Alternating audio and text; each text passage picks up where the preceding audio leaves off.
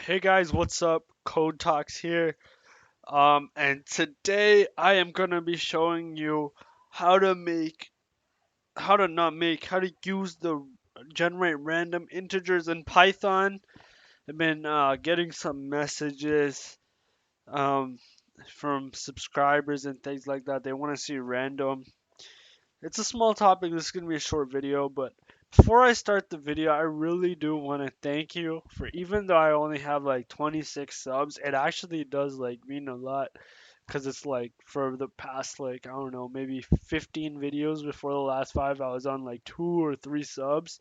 And it's just like thank you for subscribing and sharing, but and also I will try to come out with content and really complete this mission of making coding learning very easy.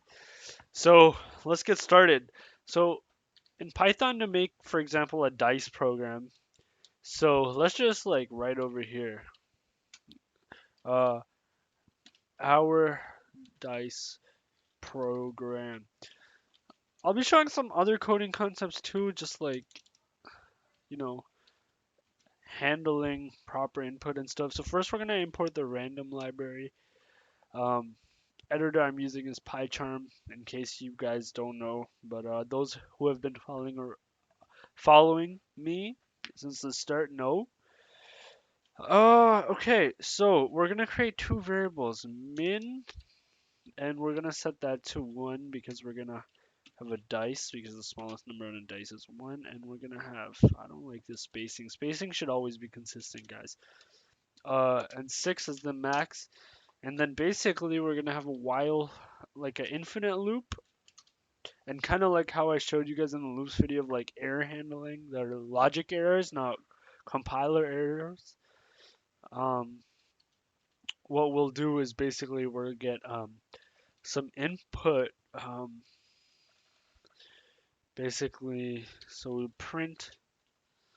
Um, Actually, no, I'll write a bit more nicer. So number equals random dot rand int, and then sorry if you hear that interference. My mic was too close to my mouth. Uh, and min and max. So random int will generate integer between the min specified and the max specified inclusive. And then we'll ask again equals input. And we're just gonna lower the input for some handling. Obviously, you know what? I'm just surrounded with a while loop just to show you guys what I meant by error handling. So I'm gonna create a while loop around this true, and I'm gonna be put a prompt for enter yes or no. Okay, and we're gonna take the string, lower it, and then if again equals yes, or again equals no, then we'll break the loop. Um, Otherwise, what we're gonna do is we're gonna print um, in sorry invalid. You can only enter yes or no. So yeah,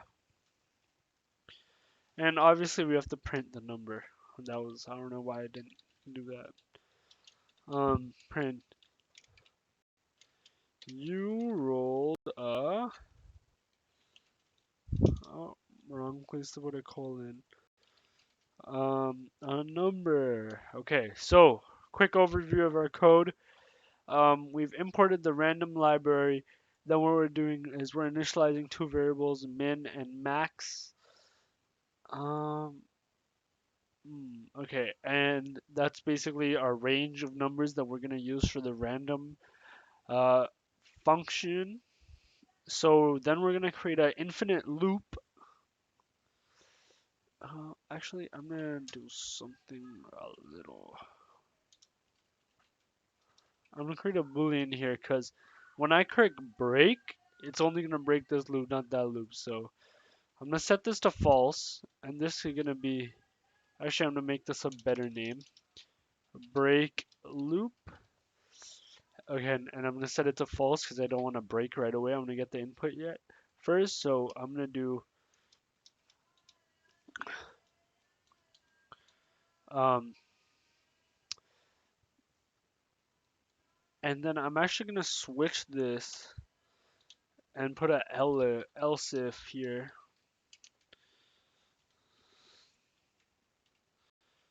Wait, you know what I can do? I know what I can do. I can equal. I'm just add another if here. If again equals no. Probably a better way to deal with this. I can't think of it right now actually. Break loop equals true. Okay. So again to recap, I'm running the from the random module or library, whatever you want to call it. I'm calling the method randint and just calling it um, running and entering the two parameters, minimum and maximum, so the range I want to get a random number from. Then I'm going to print out that random number. So we're basically simulating a dice. Then we're going to create a variable called break loop and set it to false. And this will decide whether the loop will break. And then we have a infinite while loop to get input that is proper. So yeah, so we get the input and we check if it is valid. So if it doesn't equal, if it equals yes or no, then we'll go inside and we'll set break loop to true if it equals no, and then break this loop. But if it doesn't equal yes or no, we're gonna say it's invalid input and ask them to, sorry, go back to the top and ask them to enter again. And then we have to break the loop. If break loop, then break. Okay, and we'll write a little message to our users just saying thanks for coming by.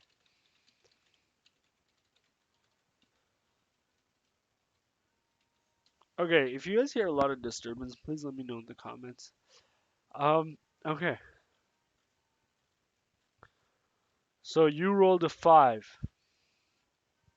What's the situation? I put a space for no reason over here. I don't like, I'm a formatting, I'm sorry.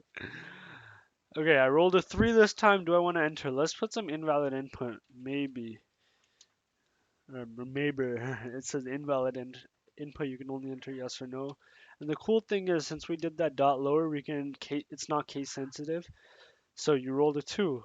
Let's enter random stuff invalid, and then enter no to stop. So yeah, I hope you guys enjoyed this video.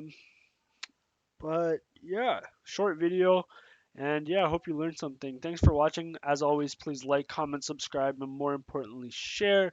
And even more importantly, keep programming. And let me know in the comments what you want to see next. Thank you for watching.